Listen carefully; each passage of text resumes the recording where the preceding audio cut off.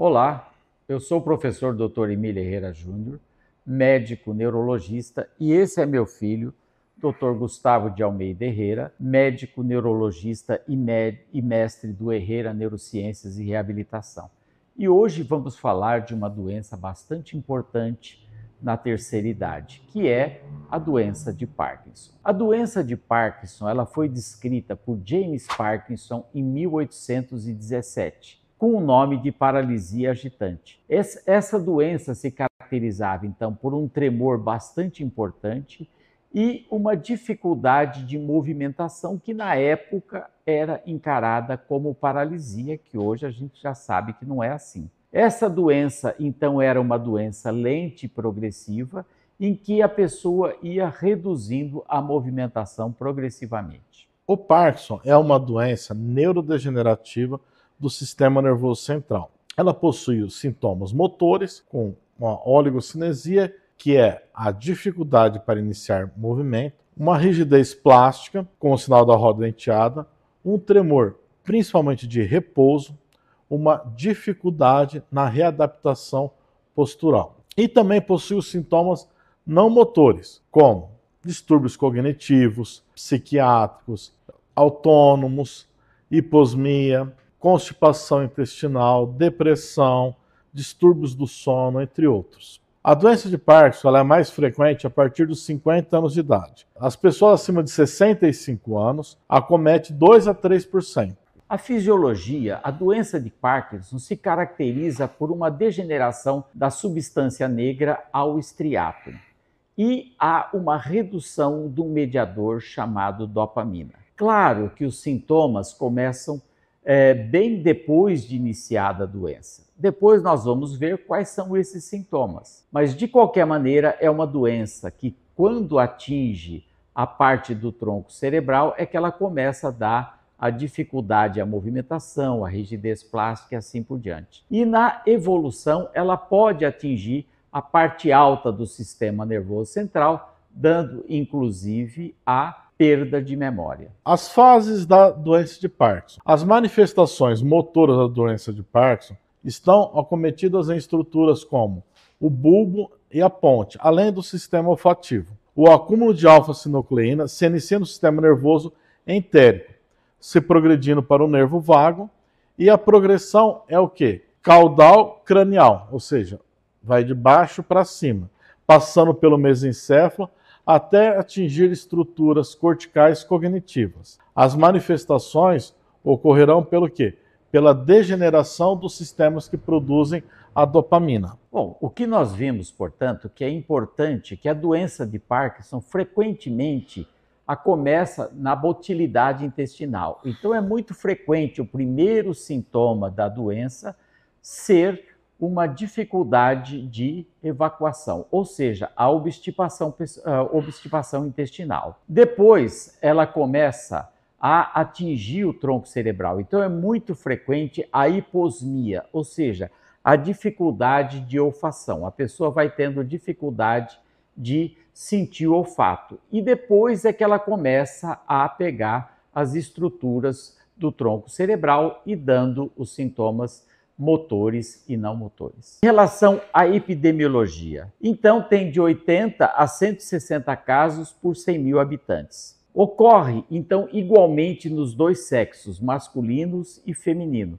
E verificamos, então, que a grande maioria começa em torno dos 55 anos de idade. Mas 10% dos casos começa na idade abaixo até de 30 anos. Então, alguns casos são genéticos, começando cedo. O quadro clínico. Quais são os sintomas motores? Como já foi dito, a bradicinesia, que é a dificuldade de iniciar o movimento, a rigidez plástica, o tremor de repouso, a instabilidade postural e a dificuldade à marcha. Os sintomas não motores, conforme já foi dito, a constipação intestinal, o transtorno comportamental do sono REM, a hiposmia, a depressão, uma hipotensão ortostática, distúrbio miccional e até demência. A doença de Parkinson se caracteriza por uma tétrade sintomática, ou seja, oligocinesia ou bradicinesia, rigidez plástica, tremor de repouso e dificuldade de readaptação postural. Quer dizer, vamos agora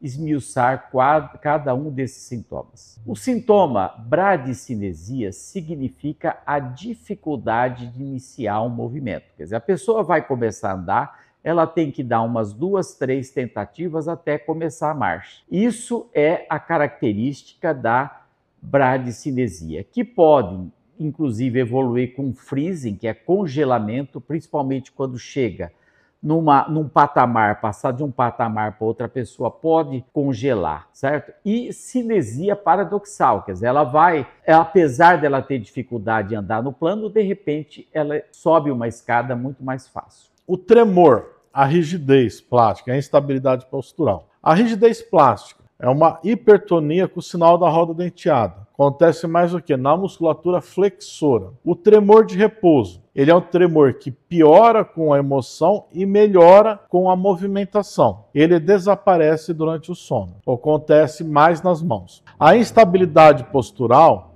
acontece o quê? Uma dificuldade na readaptação postural. E não é frequente no início da doença. Bom, importante. O tremor é um sintoma bastante importante na doença de Parkinson. Existe o famoso tremor essencial ou tremor senil, que é um tremor basicamente de atitude. Quer dizer, quando a pessoa vai pegar algum objeto, aparece o tremor. Já o tremor da doença de Parkinson é um tremor chamado de repouso. Quer dizer, quando a pessoa está parada, ela movimenta. E quando ela faz o tremor e quando vai fazer o movimento, esse tremor diminui. Por isso é que é chamado um tremor de repouso. E é característica fundamental, parece que ela está contando dinheiro ou moeda o tempo todo. Além desses sintomas motores, nós temos os sintomas não motores, que é basicamente, primeiro, como nós falamos, muitas vezes a doença ela começa com uma obstipação intestinal. Fala, mas tem um monte de gente que tem obstipação intestinal. Claro, alguns é que vão desenvolver a doença de Parkinson e pode ser um dos sintomas não motores. Outro sintoma não motor importante é a alteração do sono REM. Quer dizer, o sono REM é o sono com sonhos. Há uma alteração nesse sintoma da doença de Parkinson, assim como a hiposmia, quer dizer, a dificuldade do olfato. A pessoa não tem um olfato bem definido. Outras coisas importantes que podem acontecer é distúrbios vésico-esfincterianos. É muito frequente na evolução da doença de Parkinson a pessoa ter dificuldade de controlar a urina e impotência sexual. Aparece também na evolução distúrbios neuropsiquiátricos, que é um problema depressivo, uma ansiedade exagerada. Pode aparecer também uma dor no corpo todo, quer dizer, uma contratura muscular com dor. E na evolução da doença, 40% a 60% das pessoas vão desenvolver distúrbios cognitivos com um quadro de demência. Lembrar também que o tremor, normalmente no Parkinson, ele se inicia unilateral, enquanto no tremor essencial, no tremor senil, normalmente ele é bilateral. Os sintomas iniciais do Parkinson começam com uma escrita micrográfica, ou seja, a escrita vai ficando cada vez menor, a perda da agilidade muscular, ou seja, a pessoa vai perdendo aqueles reflexos, a lentificação da marcha, ou seja, a marcha começa a ficar cada vez mais lenta, ela fica em pequenos passos, arrastando, e a disartria. O quadro, como foi dito, se inicia normalmente unilateralmente. O tremor em repouso são movimentos rítmicos, estereotipados, como de contar moedas. Diminui com o movimento voluntário e piora com a emoção. As faces são características. É uma face congelada,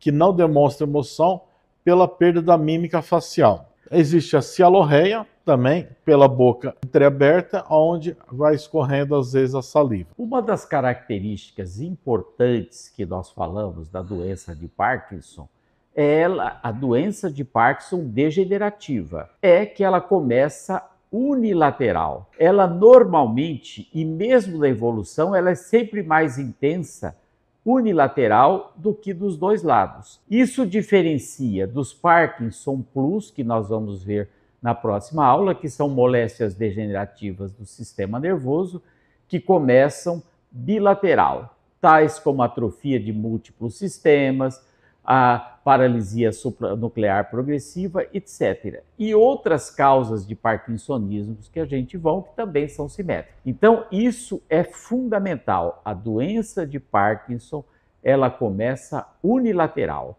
ou ela tem os sintomas mais intensos de um lado do corpo.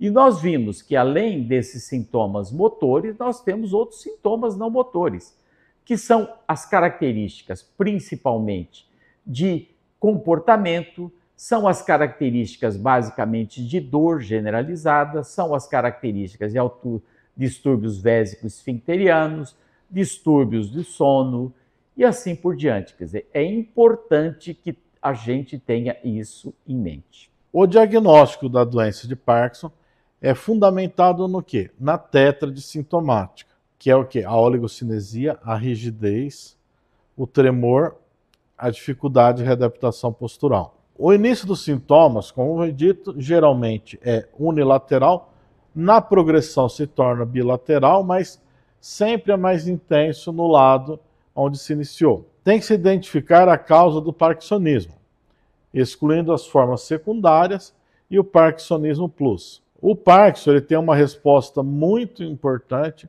com o uso da levodopa. Importante, então, a gente excluir outras doenças que possam causar os sintomas parkinsonianos. Importante é excluir algumas doenças que podem causar sintomas semelhantes ao Parkinson. É muito frequente se confundir o tremor essencial ou o tremor senil do idoso com o tremor do Parkinson.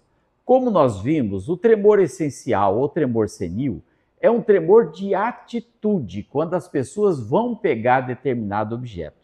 E o tremor de Parkinson é um tremor de repouso. Existem outras doenças que podem simular a doença de Parkinson. Um deles é o parkinsonismo medicamentoso.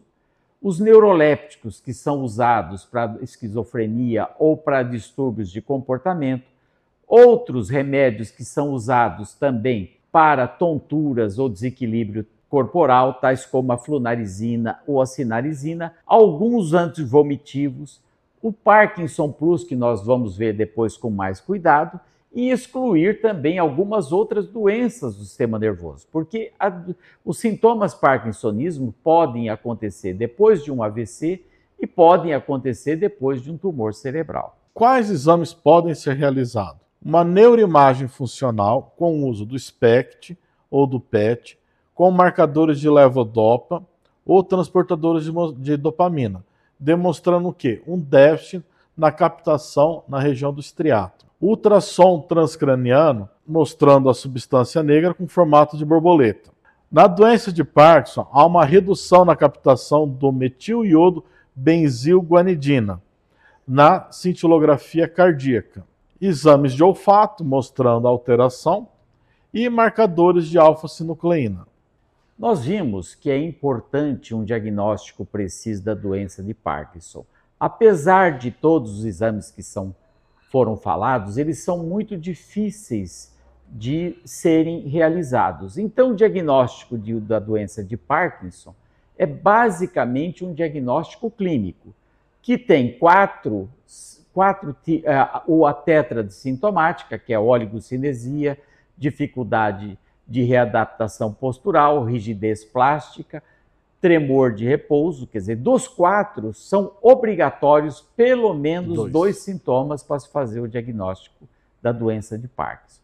Uma vez feito o diagnóstico da doença de Parkinson, existe uma escala chamada Dion-ER, que é da incapacidade funcional.